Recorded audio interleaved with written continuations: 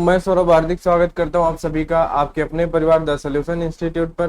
तो आज हम लोग बात करने वाले हैं भाई, जो हमारे पास कोर्स चल रहा था एसएससी सीजीएल और रेलवे का, जो हमारे अभी करंट में एग्जाम जो हमारे आने वाले हैं उसके लिए जो हम लोग ये मैथ का कोर्स लेकर आए हैं, उसकी आज हमारे पास क्लास नंबर 2 है। और हम लोग इस क्लास में देखेंगे रेशियो एंड प्रोपोर्शन, अनुपात और समानुपात की पहली क्लास कल हो चुकी है।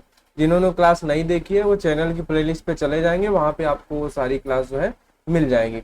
ठीक है भाई। और जिन्होंने अभी तक चैनल को सब्सक्राइब नहीं किया है वो सभी लोग चैनल को सब्सक्राइब जरूर कर लेंगे, जिससे आपको आने वाली वीडियो का जो है नोटिफिकेशन मिलता रहेगा। और पीडीएफ के लिए आप लोग टेलीग्राम ज्वाइन कर लेना, जिसका लिंक आपको डिस्क्रिप्शन में दे दिया गया है, वहां से आप वहां पे ज्वाइन हो सकते हैं। ठीक है, तो चलिए आज की क्लास को हम लोग स्टार्ट करते हैं। रेशियो एंड प्रोपोर्शन का जो हमारे पास है पार्ट नंबर 2, इसे हम लोग यहाँ पे आज स्टार्ट करते हैं। तो चलिए, आज हमें एक नया कॉन्सेप्ट जो है सीखना था। कल हम लोगों ने 4 कॉन्सेप्ट सीखे थे, आज हमें सीखना है कॉन्सेप्ट नंबर 5। कौन सा? आज हमें देखना है कॉन्सेप्ट नंबर जो है 5। और कॉन्सेप्ट नंबर 5 में हम लोग क्या सीखेंगे? इसमें हम लोग सीखेंगे मध्यानुपाती, यानी कि मीन प्रोपोर्शन। क्या सीखेंगे इसमें हम लोग? इसमें हम लोग सीखेंगे मीन प्रोपोर्शन, यानी कि मध्यानुपाती। ठीक है, अब देखो भाई, मध्यानुपाती होता क्या है? जैसे कि हमारे पास पहले, इसके पहले कॉन्सेप्ट में आपने देखा था प्रथमानुपाती, द्वितीयानुपाती, तृतीयानुपाती और चतुर्थानुपाती। लेकिन इसमें क्या होता है? इसमें एक होता है ए अनुपाते बी समानुपाते बी अनुपाते सी। यहाँ पे जो बी होता है, ये बी जो है ये दोनों तरफ कॉमन होता है। क्या? ये जो बी है ये दोनों तरफ कॉमन होता है, और इसी को हम लोग कहते हैं मीन प्रोपोर्शन। इसी को हम लोग क्या बोलते हैं? मीन प्रोपोर्शन, यानी इसी को हम लोग कहते हैं मध्यानुपाती। बात आप समझ गए इतनी? ठीक है, जहां पे दोनों तरफ है ना, ये जो हमारे पास क्या होता है, जो हमारे पास प्रोपोर्शन का चिन्ह होता है, ये दोनों तरफ क्या करता है? इसका मतलब होता है कि दोनों पक्ष हमारे बराबर होने चाहिए, है ना। और यहाँ पे देख रहे हो बी इधर भी है और बी इधर भी है, यानी कि क्या है? दोनों तरफ कॉमन है, यानी मीन प्रोपोर्शन है, ये मध्यानुपाती है। ठीक है, और अगर इसको आगे हम देखें तो हम इसको क्या लिख सकते हैं? ए अपॉन में बी बराबर बी अपॉन में सी। और इसका हम क्या करा देंगे? तिर्यक गुणा करा देंगे। तो यहाँ पे क्या निकल के आ जाएगा? बी स्क्वायर बराबर ए इंटू सी। तो ये आपके पास निकल के आ गया मीन प्रोपोर्शन का फार्मूला। क्या आ गया? ये मीन प्रोपोर्शन का फार्मूला। जब भी आपसे पूछे मध्यानुपाती बताओ तो आप क्या लगाओगे? बी स्क्वायर बराबर ए इंटू सी। ठीक है, और एक बात कर लेते हैं यहाँ पे, क्या कि भाई यहाँ पे हमारे पास 3 चीजें हैं, ए है, बी है और हमारे पास क्या है? सी है। ये हमारे पास 3 चीजें हैं। तो ए को हम क्या बोलते हैं? ए को हम बोलते हैं फर्स्ट प्रोपोर्शन। ये हमारे पास क्या होता है? ये होता है हमारे पास फर्स्ट प्रोपोर्शन। ठीक है, और ये जो बी होता है इसको हम लोग बोलते हैं मीन प्रोपोर्शन। इसको क्या बोलते हैं? मीन प्रोपोर्शन बोलते हैं। और ये जो सी होता है इसको हम लोग बोलते हैं थर्ड प्रोपोर्शन। यहाँ पे 4 नहीं होते हैं, इसलिए 4 अनुपात नहीं होते हैं, क्योंकि बी 2 जगह कॉमन होता है, इसलिए हम बी को क्या बोल देते हैं? Mean proportion. ए को बोलते हैं फर्स्ट प्रोपोर्शन, सी को बोलते हैं थर्ड प्रोपोर्शन। ठीक है भाई, इतनी बात यहाँ पे आपको समझ में आ गई होगी। चलिए आगे बात करते हैं कि भाई जब भी हमें क्या करना हो, अब देखो यहाँ से 3 क्वेश्चन पूछ सकता है आपसे कि भाई फर्स्ट प्रोपोर्शन बताओ। तो आपको वहां पे क्या होगा कि आपको पता है कि हमें फर्स्ट प्रोपोर्शन बताना है। क्या करना है? आपसे अगर पूछा कि फर्स्ट प्रोपोर्शन आप बताओ, तो आपको पता है कि ये 2 चीजें वो आपको देगा, मीन प्रोपोर्शन देगा और आपको थर्ड प्रोपोर्शन देगा। अगर आपसे फर्स्ट प्रोपोर्शन बोला, ठीक है, तो उसका फार्मूला क्या हो जाएगा? जब आपसे फर्स्ट प्रोपोर्शन बोलता है, यानी अगर आपसे ए बराबर पूछ रहा है, तो आप क्या कर दोगे कि ये जो बी स्क्वायर है ये तो यहीं पे रहेगा, ये जो सी है ये हमारा क्या हो जाएगा? ये हमारा इधर आ जाएगा। ठीक है, इतनी बात आप समझ गए। फिर जब आपसे पूछता है मीन प्रोपोर्शन, क्या पूछता है? जब आपसे पूछता है मीन प्रोपोर्शन यानी कि बी, ठीक है, तो यहाँ पे क्या हो जाएगा? जब आपसे बी पूछेगा यानी मीन प्रोपोर्शन, तो आपको पता है कि इसका मतलब होता है बी स्क्वायर बराबर ए इंटू सी। ये फार्मूला आपको पता ही है। अगर आपसे पूछ लिए कि थर्ड प्रोपोर्शन बताओ, तो आप क्या करोगे? सी बराबर क्या कर दोगे? ये जो है बी स्क्वायर यहीं पे रहेगा, और ये जो ए है ये ए कहाँ पे आ जाएगा? इसके नीचे आ जाएगा। तो ये आपके पास क्या हो गया? ये आपके पास हो गया थर्ड प्रोपोर्शन का फार्मूला। ठीक है भाई, इतनी बात आप समझ गए, ठीक है। ये आपको नीचे दिख नहीं रहा होगा, इसको हम लोग थोड़ा सा साइड में कर देते हैं, ठीक है। चलिए इसको हम लोग थोड़ा सा साइड में कर देंगे कि भाई जब आपसे थर्ड प्रोपोर्शन पूछे तो आप क्या करोगे, बी स्क्वायर अपॉन में ए। बस ये आपको तीनों फार्मूले आपको पता होने चाहिए, बस आपका काम हो जाएगा। ये था हमारा कॉन्सेप्ट नंबर 5, जिसमें हमें ये सारी चीजें यहाँ पे सीखनी थी, ठीक है। ए अनुपाते बी समानुपाते बी अनुपाते सी, जब इस तरीके से दिया हो कि एक जो रेशियो वो दोनों तरफ कॉमन हो, उसका मतलब क्या है, ये मीन प्रोपोर्शन है, ठीक है। चलिए आगे बात करते हैं, क्वेश्चन पे चलते हैं। क्वेश्चन नंबर 11, ठीक है। क्वेश्चन नंबर जो 11 है इसे हम लोग यहाँ पे देखते हैं कि क्वेश्चन नंबर 11 में क्या है कि 16 और 24 का तृतीय अनुपाती बताओ। क्या बताओ, 16 और 24 का तृतीय अनुपाती। अब देखो इन्होंने क्या पूछा है, तृतीय अनुपाती बताओ, यानी कि ये जो पहले दिया है इसको हम बोलेंगे फर्स्ट प्रोपोर्शन, और इसको हम क्या बोलेंगे, इसको हम बोलेंगे मीन प्रोपोर्शन। बात आप समझ गए, क्या बोलेंगे इसको हम बोलेंगे मीन प्रोपोर्शन, ठीक है। तृतीय अनुपाती हमसे पूछा है, यानी हमसे क्या पूछा है, सी। तो सी बराबर क्या हो जाएगा, सी बराबर हो जाएगा बी स्क्वायर अपॉन में ए, ठीक है। अब देखो यहाँ पे बी की वैल्यू क्या है, मीन प्रोपोर्शन बी होता है यानी 24 है, तो हम क्या करेंगे 24 इंटू 24 अपॉन में ए हमारा कितना है 16, ठीक है। अब इसको हमें क्या करना है, बस हमें इसको डिवाइड कर देना है। बात आप समझ गए। चलो 8 से डिवाइड करेंगे, 8 दूनी 16, यहाँ पे 8 तरीका 24 हो जाएगा, ठीक है।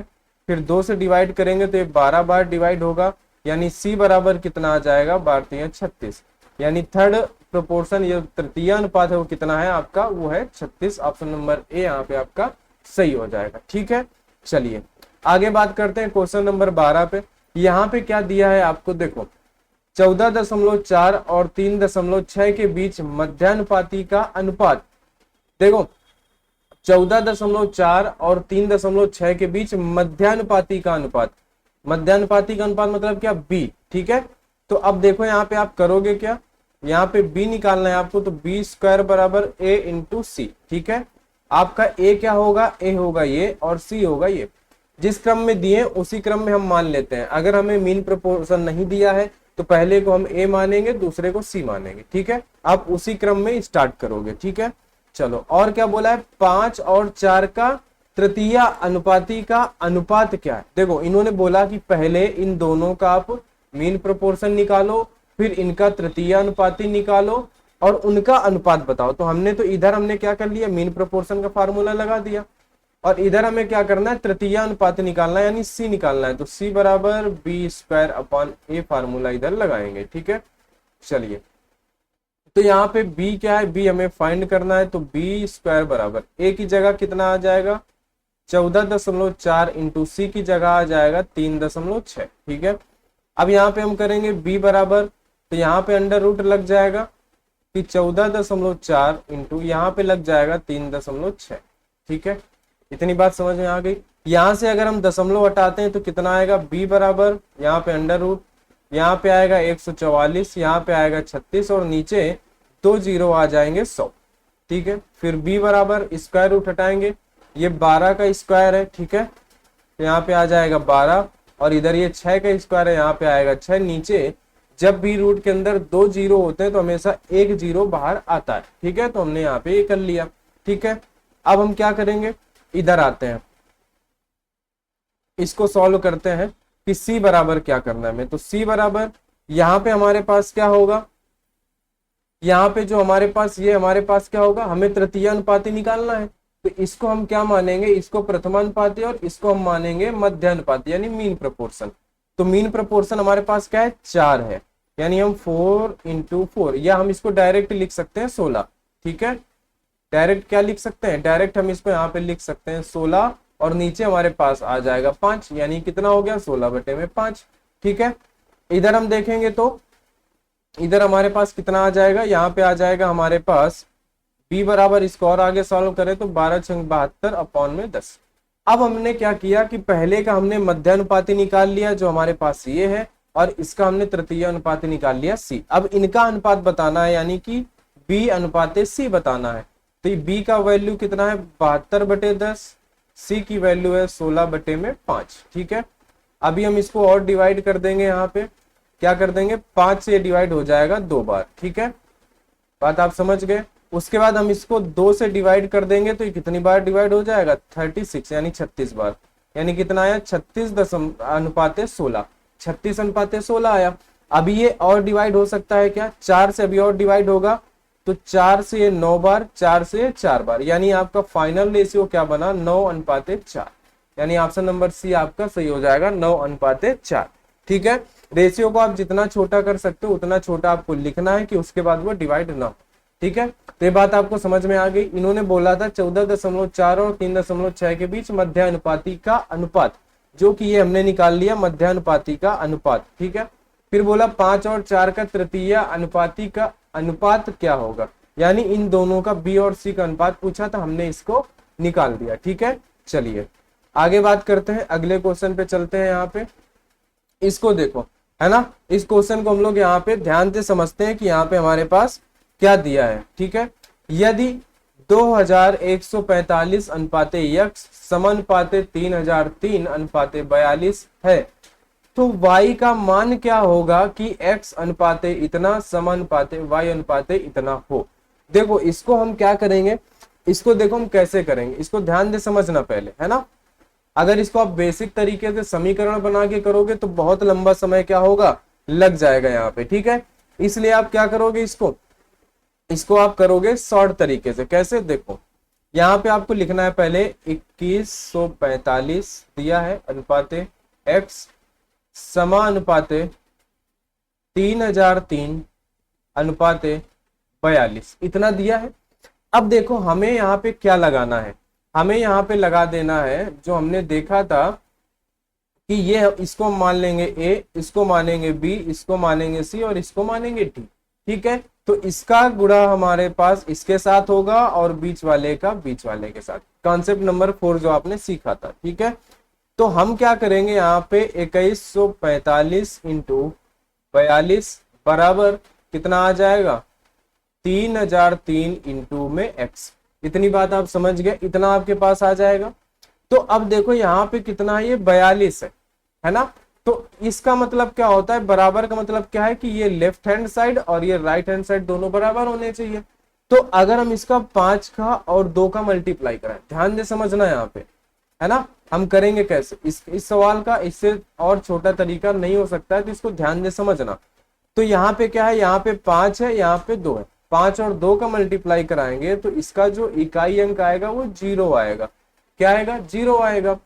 तो उस तरीके से यहाँ पे भी जो होगा इसका भी इकाई अंक 0 आना चाहिए, तभी तो दोनों बराबर होंगे। आप बात समझ रहे हैं। ठीक है, तो इसका मतलब यहाँ पे 3 है, तो x ऐसा नंबर होगा जिसके लास्ट में 0 हो। x कैसा नंबर होगा, x एक ऐसा नंबर होगा जिसके लास्ट में 0 हो, वो क्या होगा, x होगा। तभी तो भाई 3 के साथ मल्टीप्लाई करेंगे तो क्या आएगा, 0 आएगा, तभी तो ये दोनों बराबर होंगे। ठीक है, चलो ये पहली बात आपने समझ ली इतनी। दूसरी बात क्या है, दूसरी बात इन्होंने दिया है कि x अनुपाते 2508 समानुपाते y अनुपाते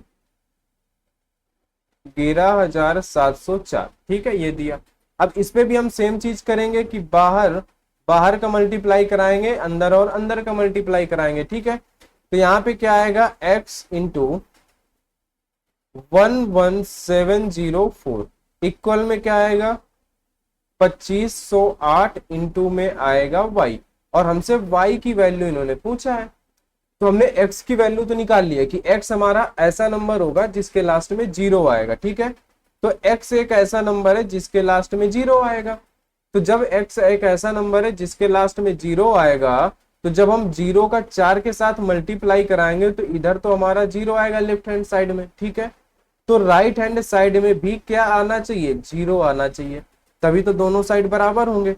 तो यानी y एक ऐसा नंबर हो, कैसा नंबर हो कि जिसका 8 के साथ मल्टीप्लाई हो तो 0 हो जाए। ठीक है, तो 8 कब कब 0 हो सकता है, या तो आप 8 का 5 के साथ मल्टीप्लाई कराओ तो 0 आएगा, या फिर 8 का आप 0 के साथ मल्टीप्लाई कराओ तो 0 आएगा। ठीक है, तो अब आप क्या करोगे, y की वैल्यू आपको कहां से रखनी होगी, ऑप्शन से रखनी होगी, क्योंकि y की वैल्यू आपसे पूछा है।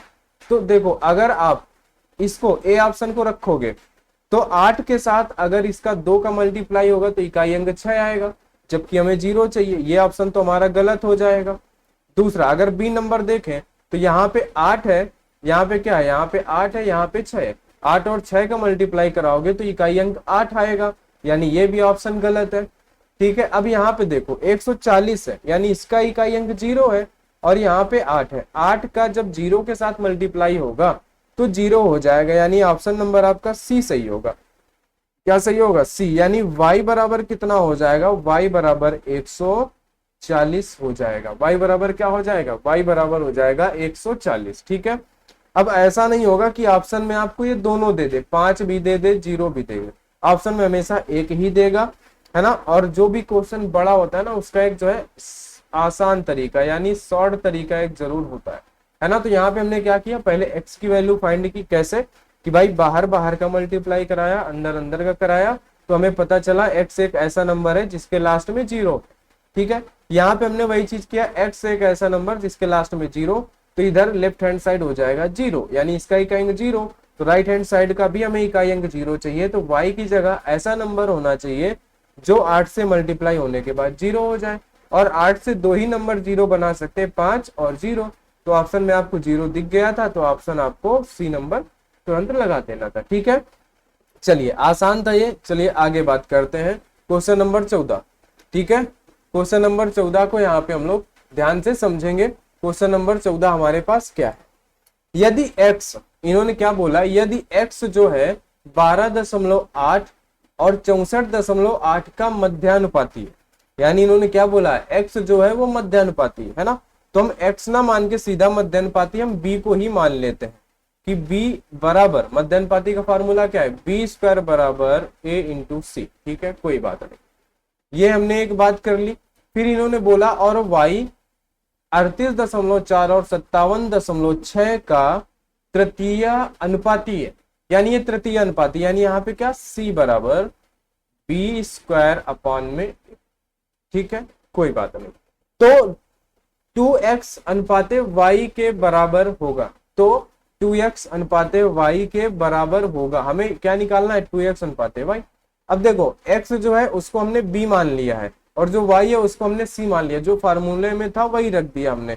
आप यहाँ पे x भी रख सकते हो, कोई दिक्कत नहीं है, आप यहाँ पे y रख सकते हो, कोई दिक्कत नहीं। ठीक है, चलो इसको आगे हम लोग क्या करते हैं, इसको आगे सॉल्व करते हैं। चलिए, b जो है यहाँ पे, b हमें पता नहीं है, तो हम क्या करेंगे सीधा यहाँ पे कि भाई b स्क्वायर बराबर a क्या हो जाएगा 12.8, c क्या हो जाएगा 64.8। तो a क्या है हमारे पास 12.8 और c क्या है हमारे पास 64.8।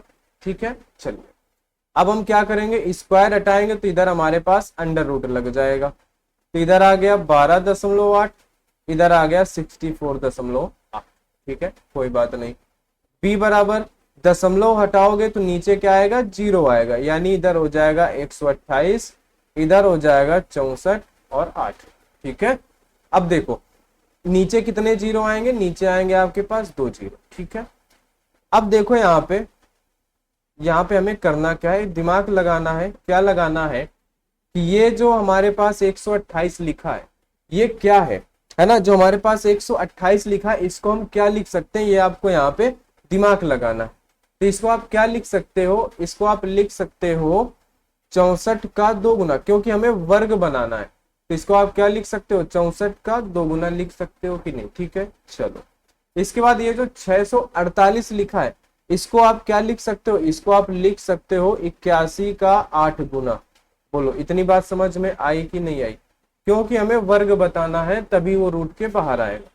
तो 64 इंटू 2 करोगे तो 128 हो जाएगा, 81 इंटू 8 करोगे तो 648 हो जाएगा। ठीक है, अब देखो आगे हमें करना क्या है, आगे हम इसको रूट से बाहर लाएंगे तो यहाँ पे क्या आ जाएगा, 64 बाहर आएगा तो 8 हो जाएगा।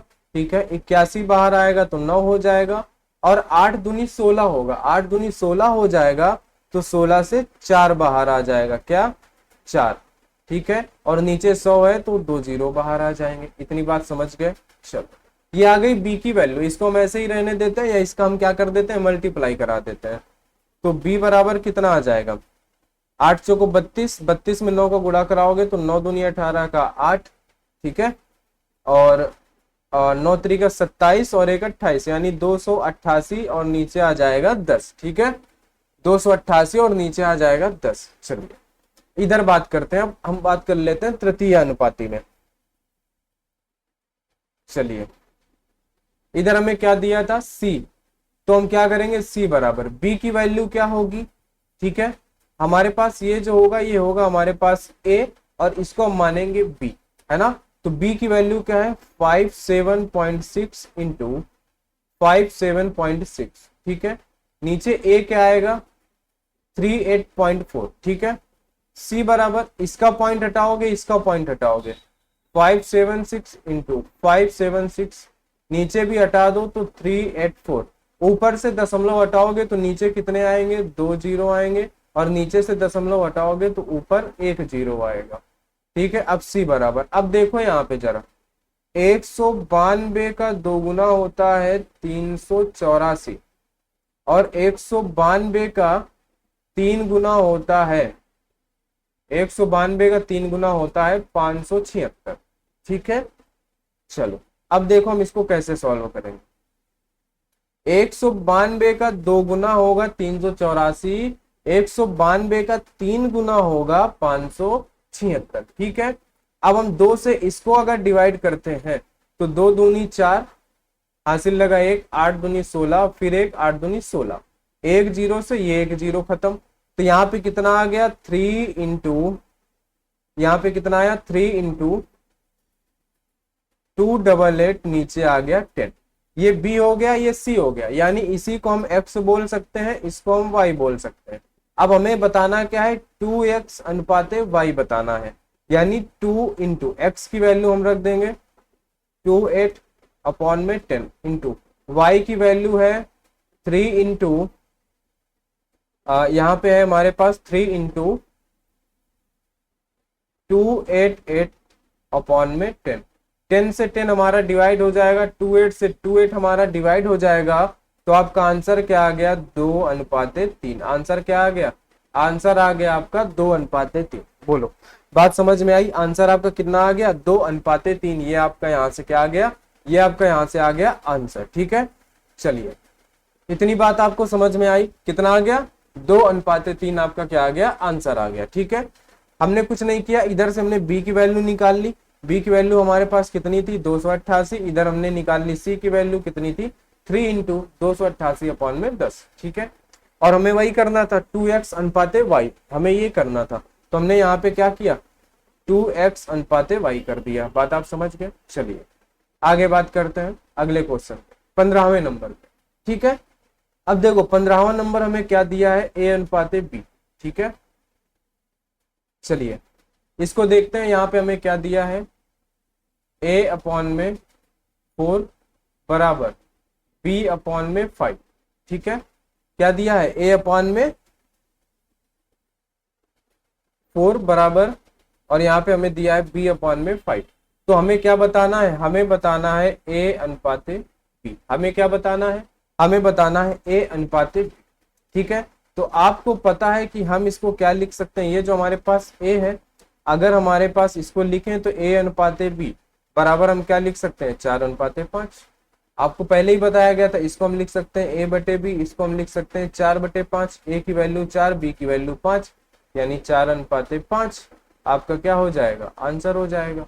ये आपको सबसे पहली क्लास में बताया गया था कि हम इनको बटे में लिख सकते हैं, ठीक है भाई, बोलो, है ना। या आप ऐसे कर दो कि इसको आप इधर ले आओ तिर्यक गुणा करा के, 4 को उधर भेज दो, बात बराबर है, फिर भी वही आएगा कि a के नीचे b आ जाएगा, इधर आ जाएगा ऊपर 4, नीचे आ जाएगा 5, कोई दिक्कत ही नहीं है ना। नॉर्मल क्वेश्चन था ये, इसमें कोई ज्यादा दिमाग नहीं खर्च करना था। चलिए आगे चलते हैं क्वेश्चन नंबर 16 पे। अब यहाँ पे हमारे पास जो आता है वो एक नया कॉन्सेप्ट आता है, जो कि है हमारे पास कॉन्सेप्ट नंबर 6, ठीक है। यहाँ पे हम बात करेंगे कॉन्सेप्ट नंबर 6, और ये बहुत काम का है। अब यहाँ पे देखो हमें दिया क्या है, हमें दिया है 2a बराबर 3b बराबर 4c। तो जब भी आपको इस तरह से बराबर वाले क्वेश्चन मिल जाए, बराबर वाली कंडीशन मिल जाए, 2a बराबर 3b बराबर 4c, कुछ भी हो, तो आप हमेशा एक क्या करते हो, एक कांस्टेंट मान लेते हो कि बराबर के। आप हमेशा क्या करोगे, एक कांस्टेंट मान लेते हो, जैसा कि आपने 11-12 में देखा होगा, फिजिक्स में अक्सर कांस्टेंट के मानते हैं, आप कुछ भी मान सकते हो, एक्स वाई जेड कुछ भी। तो क्या बनेगा ये 2a बराबर के, 2a बराबर के बनेगा। यहाँ पे क्या बनेगा 3b बराबर के, एक क्या बन जाएगा 4c बराबर के। हमने सभी को के बराबर कर दिया, ठीक है। अब जब सभी में के है तो के हमारा तो बाहर हो जाएगा, हमारा क्या हो जाएगा, जो के है के हमारा बाहर हो जाएगा। तो बचेगा क्या हमारे पास यहाँ पे 2a। तो हम इसको क्या लिख सकते हैं, a जब हमारा इधर आएगा, जब हमारा के इधर आएगा तो क्या हो जाएगा यहाँ पे, देखो ऐसा करते हैं, a बराबर k/2 ऐसा समझो आप, है ना। b बराबर k/3 है ना, ऐसा समझो। यहाँ पे c बराबर k/4। अब देखो k सभी से कॉमन है तो k हमारा हट जाएगा, इसीलिए हम डायरेक्ट सीधे से लिख सकते हैं a बराबर 1/2। इसको हम ऐसा लिखते हैं, है ना। यहाँ पे आप a को क्या लिख सकते हो, a को लिख सकते हो 1/2। b को क्या लिख सकते हो आप, b को लिख सकते हो आप 1/3। c को लिख सकते हो 1/4। बात आप समझ गए। अब देखो, अब ये जो नीचे जो नंबर दिए 2 3 4, इनका हमें लेना होता है एलसीएम। क्या एलसीएम, तो इनका एलसीएम क्या आएगा, इनका एलसीएम आएगा 12। क्या आएगा 12। तो 12 से हमें मल्टीप्लाई करा देना है, एलसीएम लेके हमें क्या कर देना है, हमें मल्टीप्लाई करा देना है। ठीक है, ध्यान से समझना इस कॉन्सेप्ट को। 12 से हमने क्या कर दिया, मल्टीप्लाई करा दिया। अब ये 2 से डिवाइड होगा तो क्या आएगा 6 आएगा अनुपाते। 3 से डिवाइड होगा 4 आएगा अनुपाते। 4 से डिवाइड होगा 3 आएगा, यानी आंसर आपका क्या आ गया 6:4:3। इसका एक जो और दूसरा तरीका है, छोटा तरीका, उसको आप ऐसे कर सकते हो कि जब आपको यहाँ पे क्या है, कि जब आपको यहाँ पे पता है कि भाई 2a बराबर 3b बराबर 4c बराबर के है, तो आपको पता है कि जो 2 के साथ में है वो पलट जाएगा। क्या होगा, पलट जाएगा। जो भी a के साथ में होगा वो पलट जाएगा। तो यहाँ a के नीचे क्या आ जाएगा 1/2, b के नीचे 1/3, c के नीचे 1/4, पलट जाएगा। बस हमें एलसीएम लेना है। एलसीएम है हमें 12, हमें पता है 2 से डिवाइड होगा 6 बार, 3 से डिवाइड होगा 4 बार, 4 से डिवाइड होगा 3 बार, आंसर है ना। हमें इस तरीके से करना, इतनी लाइनें हमें नहीं करनी है। ये था बराबर वाला कॉन्सेप्ट। ठीक है, कि बराबर में जो भी हम कांस्टेंट के मानते हैं, उसके बाद जो भी ए बी सी के साथ नंबर होगा उसको हम पलट देंगे। अगर मल्टीप्लाई में है तो अपॉन में चला जाएगा। अगर ऐसा होता, क्या होता कि 1/2 ए होता तो क्या हो जाता, ये जो ए की जगह हो जाता 2, फिर 1/2 पलट के 2 ऊपर चला जाता। ठीक है भाई, इतनी बात आप समझ गए। चलो, और ये इसके साथ में क्वेश्चन भी हमारा सॉल्व हो गया। यही था हमारा ये कॉन्सेप्ट बराबर के करके। चलिए और भी आगे इस कॉन्सेप्ट के क्वेश्चन है, इसको देखते हैं जरा। 17वें नंबर, यदि a बराबर 2b बराबर 8c है, a plus b plus c बराबर 13 है, तो ये बताओ। अब देखो यहाँ पे इन्होंने बोला है कि a बराबर 2b बराबर 8c है, यानी हम इसको बराबर k मानेंगे। k मानेंगे तो जब भी यहाँ पे कुछ नहीं तो हम 1 मानते हैं, तो इसको पलटेंगे तो 1/1 ही आएगा a की जगह पे। b को पलटेंगे आप तो क्या आ जाएगा 1/2, c को पलटेंगे तो क्या आएगा 1/8। अब इसका आप एलसीएम क्या लोगे, बोलो भाई, इसका एलसीएम क्या लोगे, इसका एलसीएम तो आप 8 ही ले लोगे। क्या होगा भाई, इसका एलसीएम होगा आपके पास 8। ठीक है, तो 8 से यहाँ पे आपको मल्टीप्लाई करा देना, 8 से क्या मल्टीप्लाई, तो इधर तो हमारे पास 8 आ जाएगा। 2 से ये डिवाइड होगा 4 बार तो यहाँ पे 4 आया। 8 से डिवाइड हो गया पूरा पूरा तो 8:4:1 आया। ये वैल्यू है a की, ये वैल्यू है b की, ये वैल्यू है c की। और इन्होंने क्या दिया है, a plus b plus c बराबर इन्होंने दे दिया है a plus b plus c बराबर 13, यानी इन सभी को जोड़ोगे तो 13 होगा। और यहाँ पे देखो 8 4 12 और 1 13, यानी यहाँ भी रेशियो में भी इनका योग 13 हो रहा है, और इन्होंने क्वेश्चन में भी 13 दिया है, यानी एग्जैक्ट इनकी वैल्यू यही है। क्या, a की वैल्यू 8 है, b की वैल्यू 4 है और c की वैल्यू 13 है। अगर नहीं दिया होता तो हम 13 को ऐसे लिखते और जो रेशियो का योग आता हम उससे भाग दे देते। तो देखो 1 बराबर 1 ही आया, यानी 8 के साथ 1 का मल्टीप्लाई करोगे तो 8 ही आएगा, यानी इन सभी की वैल्यू सेम है। और ये देखो यहाँ पे क्या है, a स्क्वायर है, ये क्या है a square plus b square, इसको आप ऐसे समझ लेना, क्या है ये a square plus B square plus C square upon में 4c, ऐसा ये दिया हुआ है। इसकी हमें वैल्यू बतानी है, तो हम अंडर रूट लगाएंगे A square plus B square plus का सी स्क्वायर अपॉन में 4c। ठीक है, हमें इसकी क्या बतानी है, वैल्यू। और हमें ए बी सी की वैल्यू पता हो गई है, क्योंकि हमने देखा एक बराबर एक है, यानी एग्जैक्ट वैल्यू इनकी यही है। तो ए की जगह जब 8 रखोगे, है ना, तो कितना आ जाएगा यहाँ पे 64 आ जाएगा। प्लस बी की जगह जब 4 रखोगे तो 4 चौको 16, सी की जगह एक ही आएगा नीचे 4 इंटू 1। ठीक है, बराबर अंडर रूट में कितना आया, इनको अगर आप जोड़ोगे तो 6 4 10 और 1 11 का 1, 6 1 7 और 1 8, 8 बटे में 4, यानी जब इसको रूट के बाहर निकालोगे तो कितना आएगा 9 बटे में 2। कितना आएगा 9 बटे में 2। आंसर आपका हो जाएगा ए नंबर, क्या हो जाएगा 9 बटे 2। ठीक है, चलिए आगे बात करते हैं अगले क्वेश्चन पे, क्वेश्चन नंबर 18 पे। देखो ये क्वेश्चन नंबर 18 तो बहुत ही सिंपल है, इसमें कुछ करना ही नहीं है। क्या है, a इंटू 30%। 30% को हम क्या लिख सकते हैं, 3 बटे में 100। परसेंटेज लगाना है, हटाना है तो नीचे 100 आ जाएगा, बराबर b इंटू 0 है, तो हम ऐसा काम करते हैं दशमलव हटा लेते हैं, तो कितना आ जाएगा, यहाँ पे 76 नहीं है, यहाँ पे 75 है, इसको क्या कर लेना 75। ठीक है, 75 नीचे आ जाएंगे 2 0, बराबर c इंटू में 1/4, बराबर हम मान लेंगे के, क्योंकि बराबर वाली कंडीशन है तो हम के मानते हैं। ठीक है, कोई दिक्कत नहीं। चलो जब हमने के मान लिया है तो अब हम क्या करते हैं, हम इनको पलट देते हैं। पहले तो इनको सॉल्व कर लेते हो, 25 से 3 बार, 25 से 4 बार, तो ये जो a की वैल्यू हम इसको पलट के लिखेंगे, यानी हम इसको क्या लिखेंगे, इसको हम लिखेंगे 10 बटे 3। b को हम क्या लिखेंगे, b को हम लिखेंगे 4 बटे में 3। c को हम क्या लिखेंगे, c को हम लिखेंगे 4 बटे में। इनका एलसीएम क्या होगा, एलसीएम हमारा 3 ही होगा, तो हम 3 से इनको मल्टीप्लाई करा देंगे, तो 3 से 3 डिवाइड हो जाएगा, 3 से 3, यानी यहाँ पे आया 10 अनुपाते 4 और अनुपाते 4 दिया 12। अब ये अनुपात और छोटा हो सकता है, 2 से डिवाइड होगा तो 5 अनुपाते 2 अनुपाते 6, ये आपका हो जाएगा आंसर 5 2 6। ऑप्शन नंबर ए आपका यहाँ पे सही हो जाएगा, कुछ नहीं था इसमें, आसान था। ठीक है, चलो आगे बात करते हैं क्वेश्चन नंबर 19। इसको सभी लोग ध्यान से पढ़ेंगे। यदि रुपए 1180 की राशि ए बी और सी में इस प्रकार बांटी जानी है कि ए के हिस्से का 2 गुना, यानी ए के हिस्से का 2 गुना यानी कि 2a, और बी के हिस्से का 5 गुना यानी कि 5b, और सी के हिस्से का 7 गुना बराबर है सी के हिस्से का 7 गुना यानी 7c। ये सभी क्या है, आपस में बराबर है, और आपको पता है जब भी बराबर आएगा तो हम बराबर में के मान लेंगे। जब भी के मानेंगे तो इनके साथ ए बी सी के साथ जो भी वैल्यू होगी वो पलट जाएगी, यानी यहाँ पे 1/2, यहाँ पे 1/5, यहाँ पे 1/7, तो 2 5 और 7 का आपको लेना पड़ेगा एलसीएम, जो कि होगा 70। तो आप क्या करोगे, 70 से यहाँ पे मल्टीप्लाई करा दोगे। क्या करा दोगे, 70 से मल्टीप्लाई। 2 से 70 डिवाइड होगा 35 बार, 35 बार। 5 से डिवाइड होगा 70 14 बार। 7 से डिवाइड होगा ये 10 बार, यानी रेशियो आपको क्या मिल गया 35 14 और 10। ठीक है, अब क्या करना था, ये रेशियो आ गया ए बी और सी का, तो एबीसी में इस प्रकार बांटना है, यानी एबीसी का हमें हिस्सा पता चल गया कि ए को 35 मिलेगा, बी को 14 मिलेगा, सी को 10 मिलेगा।